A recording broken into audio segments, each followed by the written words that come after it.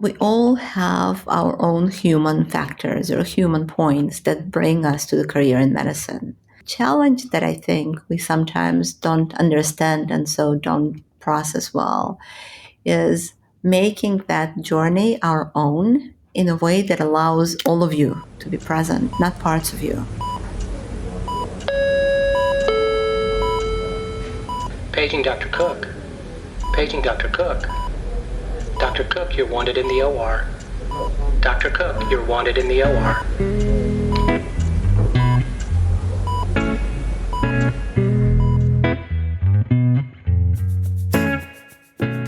Welcome to the Prescription for Success podcast with your host, Dr. Randy Cook.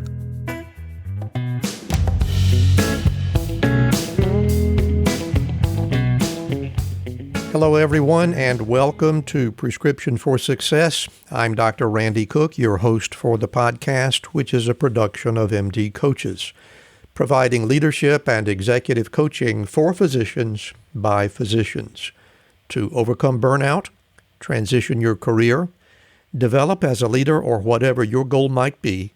Visit MD Coaches on the web at mymdcoaches.com because you're not in this alone.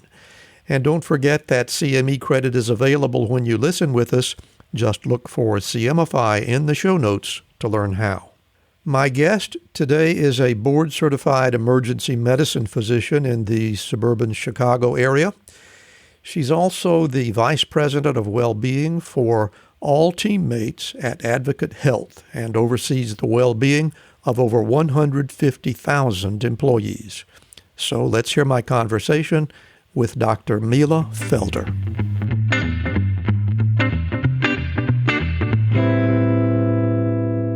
I'm really looking forward to my conversation today with Dr.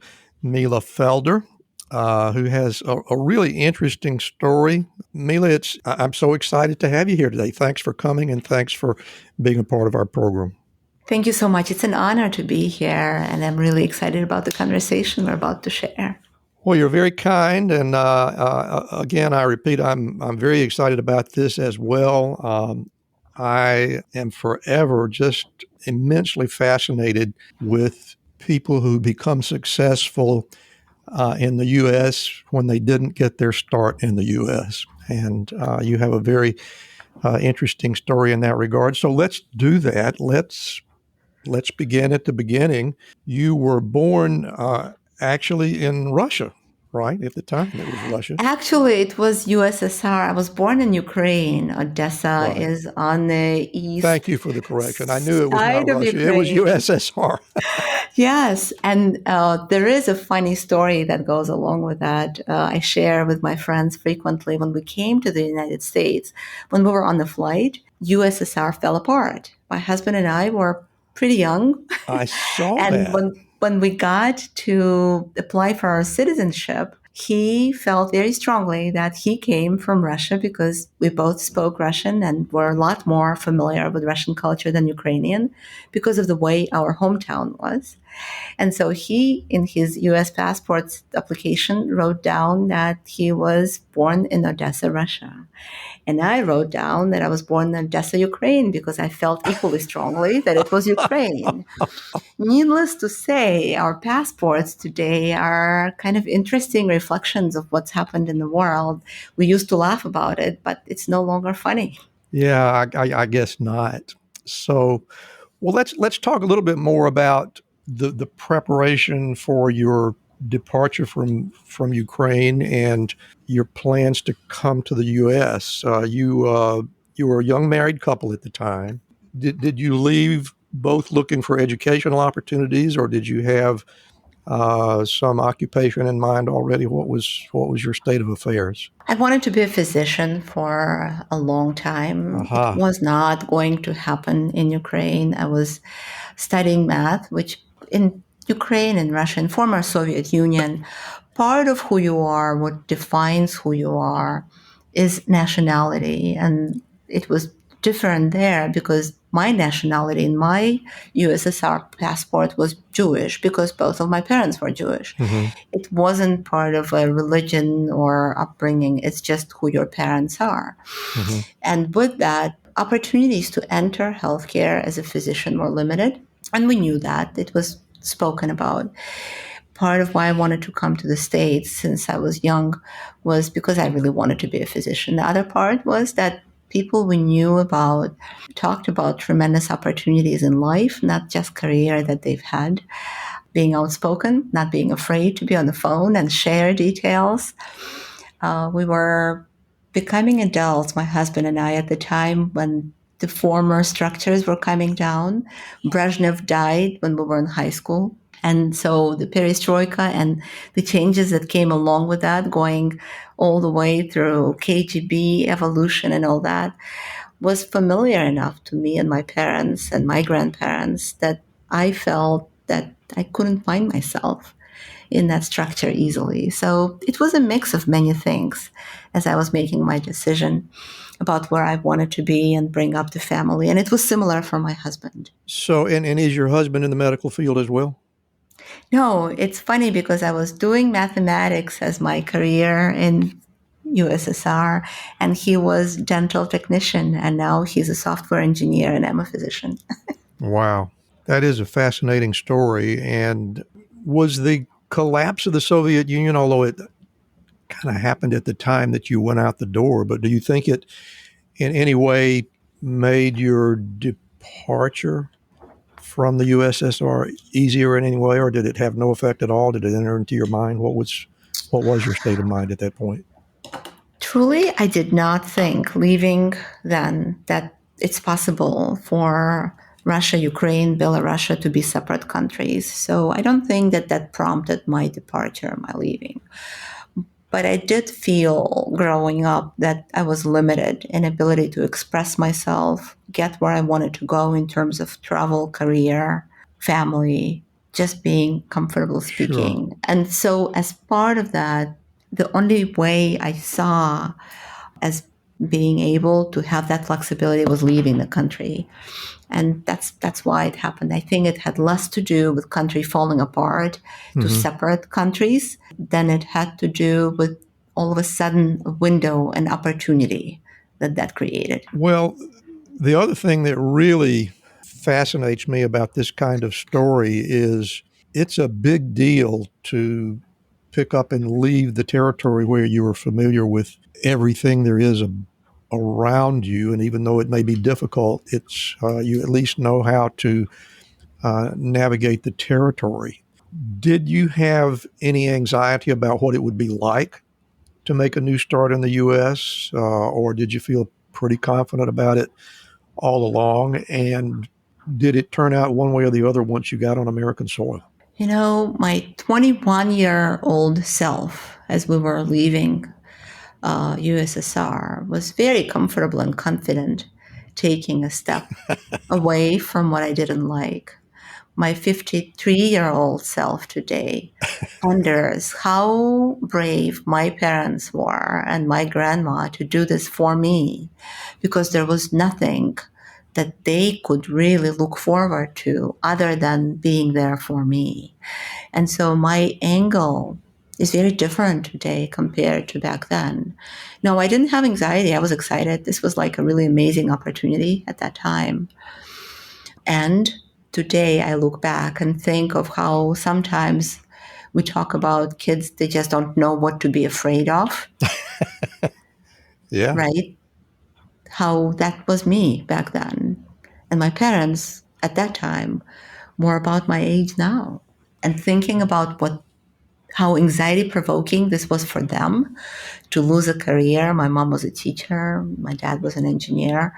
To start from scratch without speaking the language, with low likelihood of ever building back the same career, and how little I appreciated it then. I think that those are some of the growth things that don't happen when you're 21. You just see this wide open world of opportunity.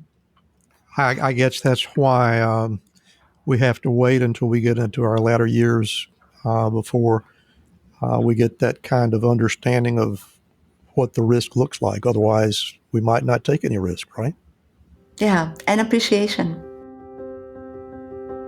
Are Are you a doctor struggling to provide the best care for your patients while dealing with financial and caregiving matters out of the scope of your practice? Do you find yourself scrambling to keep up with the latest resources and wish there was an easier way? Then this virtual caregiver conference resource will save you time, money, and sanity by giving you all the resources and information your patients need in one place. This conference helps you and your patients enlist the best strategies around healthcare resources and the best financial steps for your patients while navigating caregiving situations.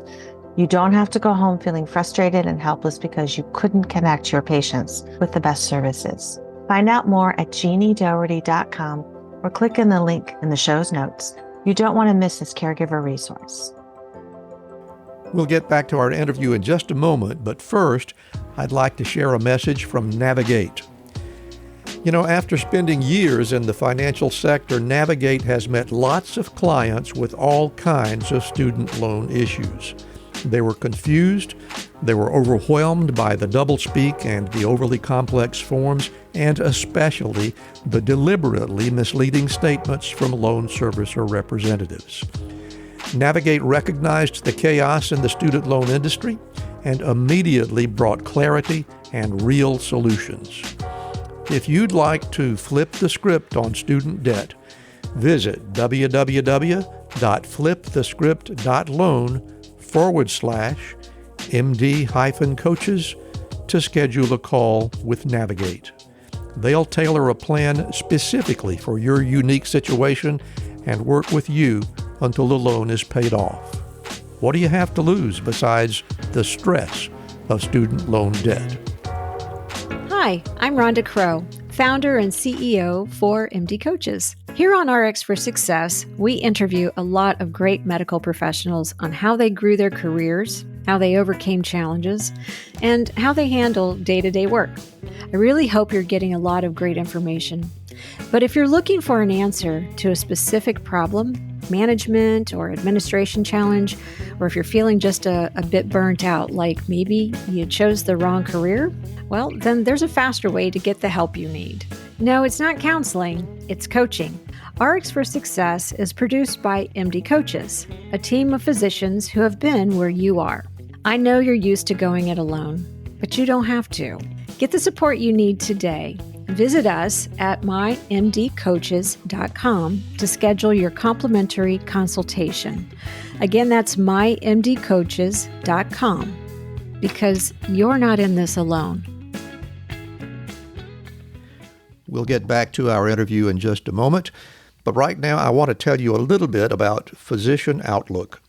If you haven't discovered this remarkable magazine, please do so very soon.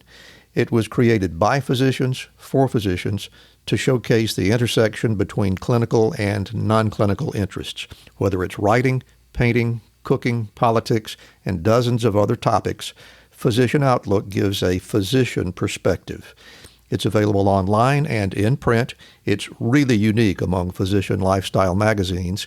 And like the Prescription for Success podcast, Physician Outlook amplifies the voice of any physician who has something to say. It also engages patients who still believe in physician-led, team-based care. And Prescription for Success listeners can get 3 months free when you enter our promo code RX for Success and select the monthly option at checkout.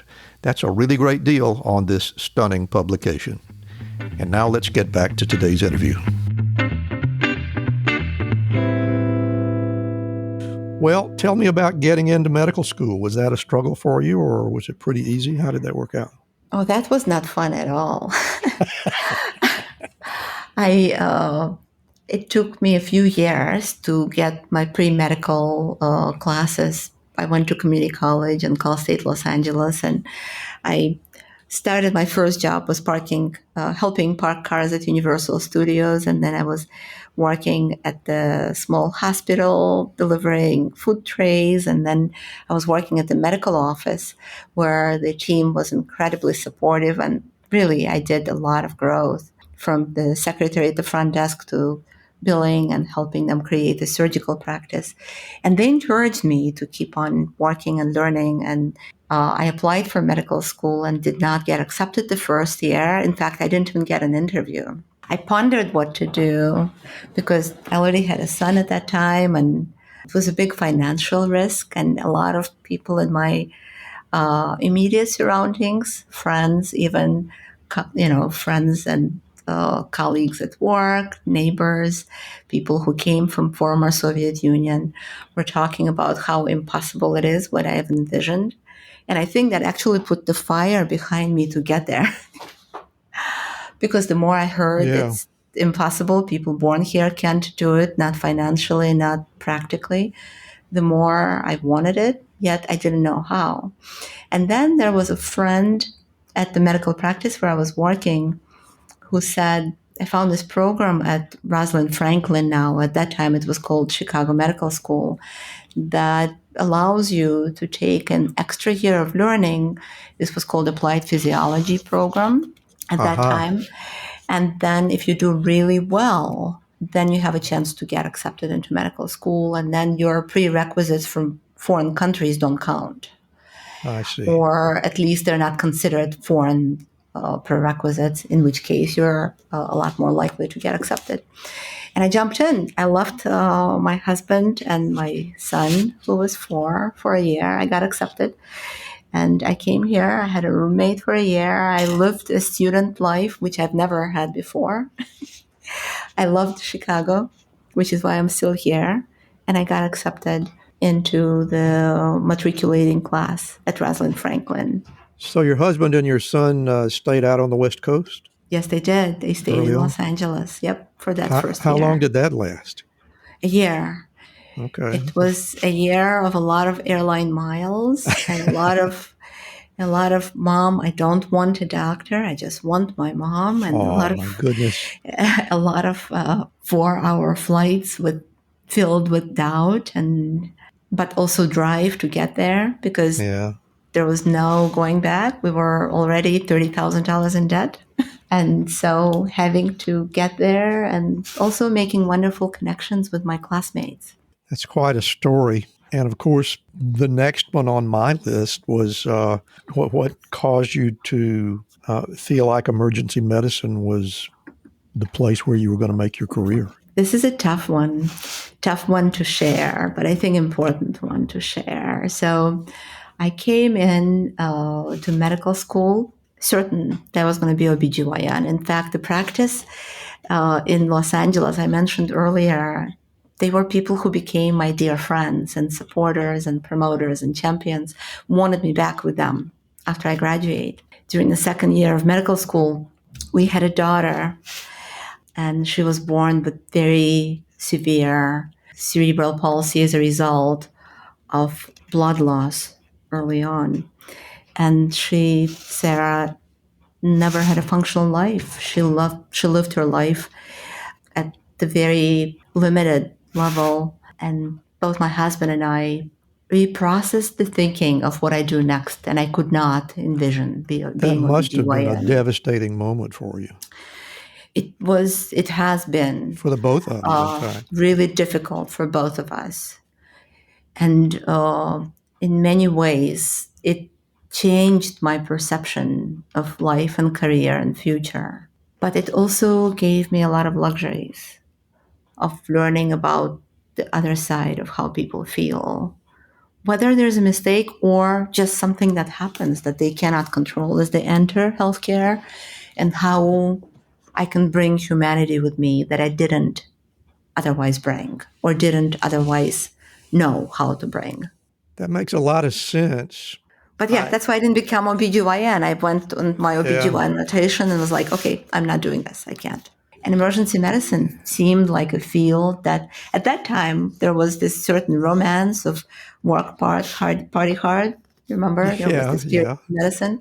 But for me, it was more of you get a sense of so much and you get to make impact. But at that time, I was really worried about long-term connection with patients and responsibility because I was living it.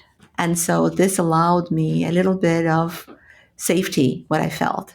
in the relationship with the patients, where I could bring in support, help, deliver what I can with limited information that I'm given as a physician, hold the hand, and yet disconnect and be able to go home living.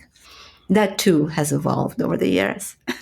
Yeah, and I was going to say, it sounds like that was a really good place for you to be at that particular moment in your professional development, but yet clearly there was a deep understanding of something about the practice of medicine and the life of a medical practitioner that led you into this area that you have become so successful in. And that is this necessity for self-examination and self-care that you are a part of at this point in your professional life. You want to talk about that? Yes, I think that we all have our own human factors or human points that bring us to the career in medicine. Challenge that I think we sometimes don't understand and so don't process well is making that journey our own in a way that allows all of you to be present, not parts of you. And I think that because of how many demands there are on physicians, it's even more difficult to bring all of you in. As I talked to our residents and medical students while being a faculty, I tried very hard to bring that experience with Sarah, an experience with my son, Sam, that was growing up, and my husband, and my mom, who has been ill for many years, and I was primary caregiver for. Bring it in so that it feels less as a job and more as a passion, a mission, and joyful thing to do. I think it's very hard to do that for many people because we are taught or were taught in medical school to keep boundaries, lines, and these boundaries, these walls. The more that happens to us in life, the more boundaries we build. And if we go through life just navigating around the boundaries, you can't bring your whole self. You can't enjoy it. And people on the other side feel it and they don't receive it. And so there is no way to fulfill yourself because you navigate boundaries. We all have them. It's not abnormal. It's not pathology. But I found that this well-being work has allowed me to take down boundaries. For example, for many years, I didn't talk to anyone about Sarah. I felt shame and guilt and sadness because Sarah wasn't able to live with us at home. And we were visiting her at the nursing home where she was living. And I felt guilt going there because I felt I should be able to take care of her. And then at some point I said, but then I wouldn't be able to give what I do every day to others.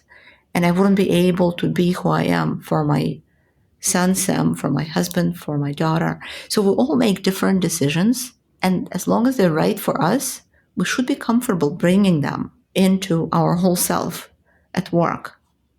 But there's a lot of fear and stigma. And I think a big part of why I do the well-being work is to try and break down those stigmas and boundaries so that people could show up as humans. Because that's how we best live. And when we live best, we also give best and we receive best. And so that's kind of how I arrived here. And if you can give me just a little bit of a timeline, I presume, and please correct me if I'm wrong, you finished your residency training in emergency medicine, and I gather there was a period of time where you were just that. You were an emergency room physician, and it was later, am I getting this right, that you began to understand that there was perhaps a more profound purpose for you? Yes, I finished my residency in 2005 and did a fellowship in ultrasound and emergency medicine.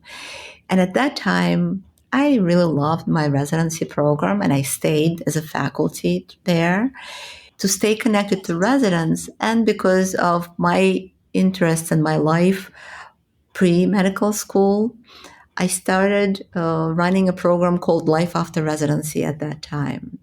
And that program took existing senior residents through monthly sessions. And usually at that time, we had someone funding it. And these sessions would focus on the particular areas of life after residency: contract negotiation, disability insurance, financial management, and things like that, looking at your CV, building a network, et cetera, finding career outside medicine. And in addition to what I already told you about, which were some of the more traumatic experiences I had, this was a really validating experience. And so it started as just a hobby. And then over the years, between 2006 and 2009, I became more involved in quality work and performance improvement at my hospital. And from there, I became a vice chair of the department, which was wonderful because it allowed the internal sense of how people were doing, clinicians and non-clinicians, and having some protected time to do that. And so step by step, I kind of started stepping away from just administration to well-being and administration, getting in 2016-17 elected as a medical staff leader, secretary treasurer at that time. And Christ Hospital, Advocate Christ Medical Center, is a large tertiary quaternary trauma center with tremendous teaching capacity and wonderful community of people. So I brought well-being there as my vision for why I wanted to be in the medical staff office, and got elected. I was only, I think, third woman ever to be elected into medical staff office. And the first employed physician to ever be elected into that office. And that really allowed so many beautiful connections for me, so much growth for the medical staff. In fact, they now are starting, today is the second day of the 7th or 8th Well-Being Month, which I started when I just entered medical staff office and followed on careers of those before me. In fact, the second medical staff president woman that was there started the well-being idea, but we really took it to where now it's an expectation of people walking on campus, and it's been really wonderful. That's good news. And yes. and I'm assuming that you have fully separated yourself from clinical practice in the emergency room. Am I correct about that? My job has me as a full-time well-being professional for Advocate, but I have been picking up clinical shifts because I feel a number of things it gives me and I can give. It gives me continued connection to touching humans, not through the work addressing big scale enterprise work, but just by the immediate touch and reward system with patients and families. It allows me to teach. And I think that in emergency medicine, it's really important to keep this connection to humanity, because natural drive is to move on, to process, to be fast, to be efficient. And I think I bring that. I also bring with me love for connecting people. So on my normal shift in the ER, I will typically work with social worker and community health worker, and I will talk to a number of consultants, and I will bring it all together for the residents, where understanding of what we could do to impact that one patient's life is a bit different from what's standard practice in emergency medicine. And I feel it's a luxury to be able to offer that. And it's also just validating for me to come home and talk about my clinical experience in addition to my well-being work, as they complement each other in their ability to deliver. But it's difficult. I have to be honest, practicing emergency medicine sure it is. on this very part-time basis. And what I do is I sign up for like one weekend a month, and I'll work through that weekend, Friday, Saturday, Sunday. It's really hard. So I am navigating how to do this through Advocate and through my family, and finding this balance every time, all the time. What a brilliant idea. And I have to tell you, I'm going to give you a little true confession here. I can frequently develop a bad attitude about physicians who decide they're going to become administrators or non-clinical physicians, or whatever you want to call it. And my knee-jerk reaction to that, as detestable as it may be, is who are you to be coming to me at the bedside telling me how I can better run my life and treat my patients and so forth? Well, you're actually walking the walk. You're out there doing what they do. I don't know how to tell you how impressed I am that you're willing to do that. I think it's kind of rare. Thank you. I appreciate it. I feel that the reason that I'm able to be here is because I'm a physician first. It's not my job. It's the relationship that I build in life. And that's why surrounding friends and people turn to me. And I feel it's silly for me to give up that big part of who I am. And also it's validating in the conversations I have where I may be the only non-HR trained person in the room because I can bring in the clinical perspective and say, well, no, this doesn't sound right. This is why. Or no, this approach to dealing with trauma or with dealing with stress may not be the most productive. Or this is why physicians may not want to take time off. So, yeah, I think it brings both. It gives me something that's validating, but it also delivers to my ability to carry out my other job. Can you maybe share with us a story or two of some example of a particular individual or individuals that have come back to you and expressed how meaningful it has been for them to have this program that you put in place available to them?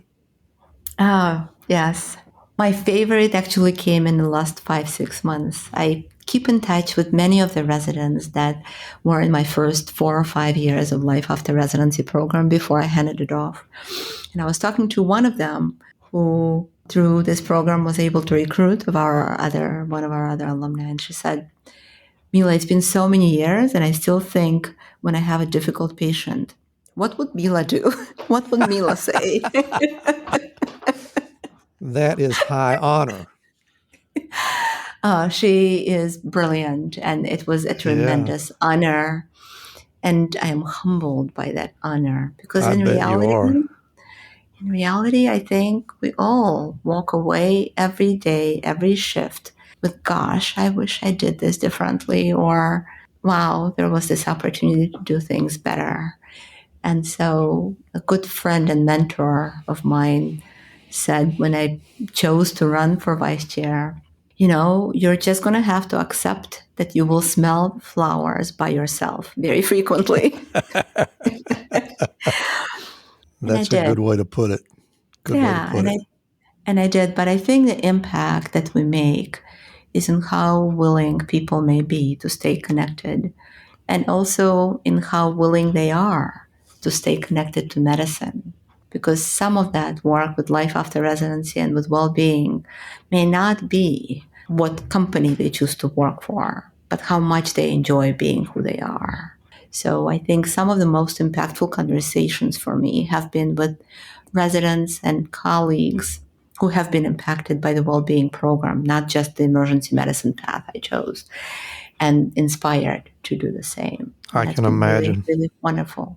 Mila, this has been a really fascinating conversation, and I really appreciate you taking the time to spend some time with us and share your story. It really is very encouraging to me, and I want to wish you much success with your program. I hope it grows. I hope it metastasizes to every training program in the country, because we could clearly use more of this. I'm more aware of this day by day when I hear what's going on in various medical training programs. So I congratulate you on your success, and I wish you much success in the future.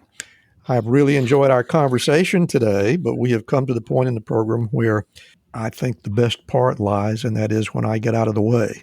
So I'm going to close my mic for a moment, audience, and Dr. Mila Felder will share her personal prescriptions for success. Thank you, Randy. I thought of prescriptions for success as an everyday reality, and then I thought of the big highlights that people may want to just take one little glimpse of. On a given day, it will vary for me depending on what's going on. If I'm taking care of my mom and she's really ill and feel particularly like I need a vulnerable moment. It may be a particular book I read, and the Book of Joy has been that book for me lately, where I reflect on suffering as an opportunity to reframe it as living. Or sometimes doing crazy things like going rappelling with my friend last month as part of fundraiser for Make-A-Wish Foundation, and realizing that dangling while coming off the 36th story was the actual part to enjoy, not looking forward to being solid feet on the ground, and then taking that reflection into my life back and connecting it to smaller things I could do every day, like taking back peer support work and allowing some of that dangling discomfort to create opportunity to be better.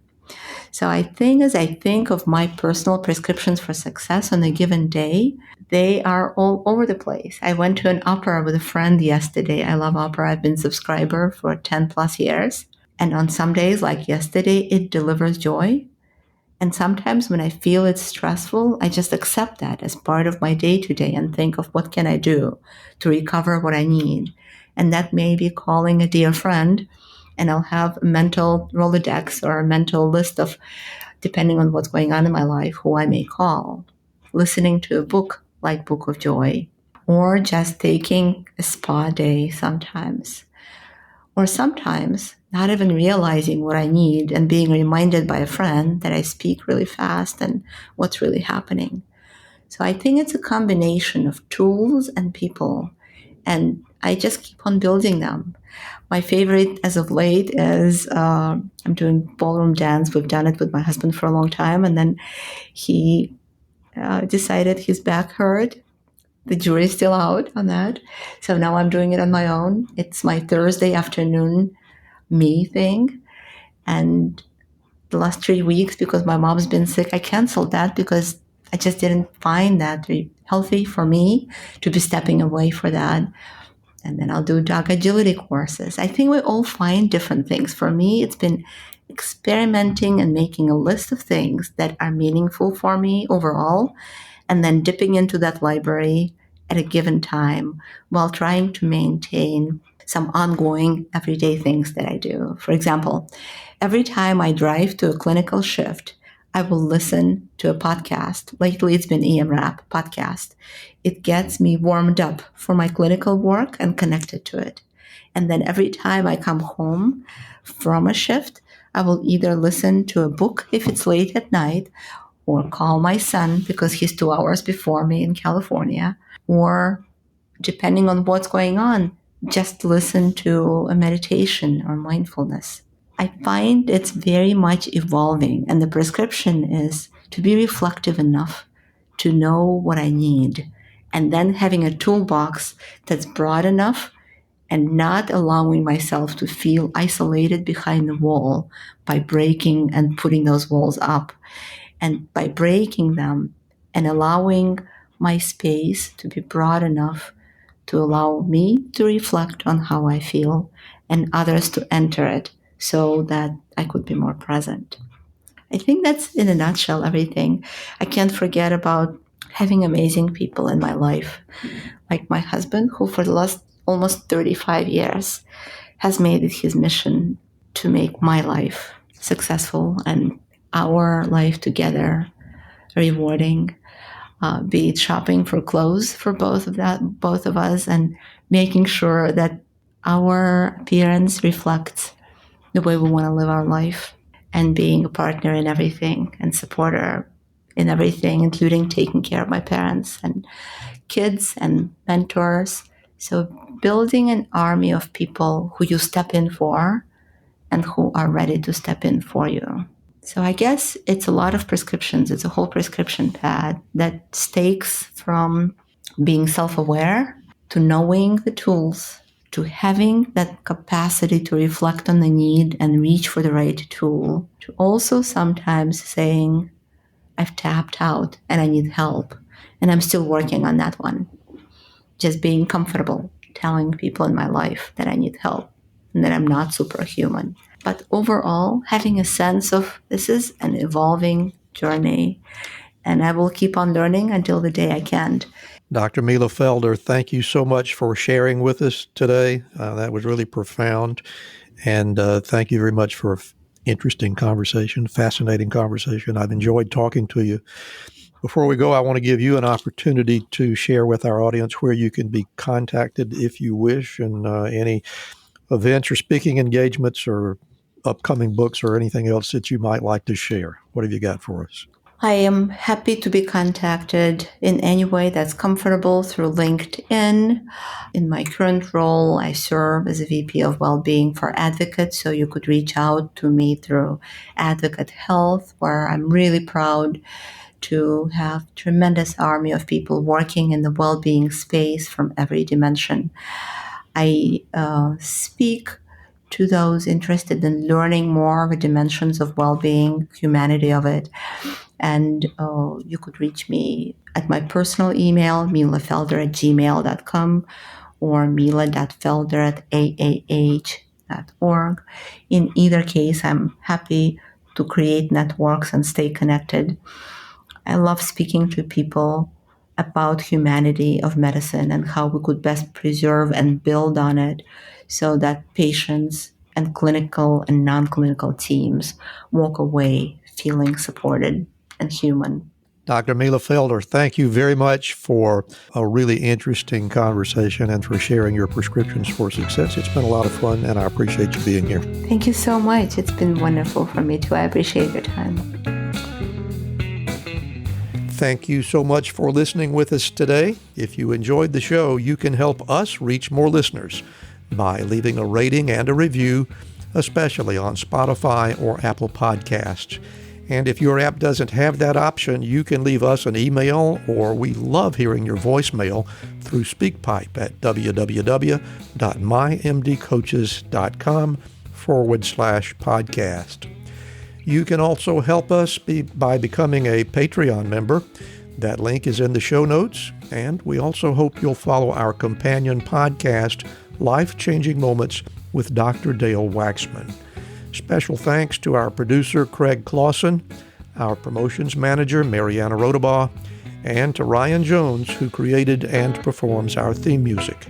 And remember, be sure to fill your prescription for success with my next episode.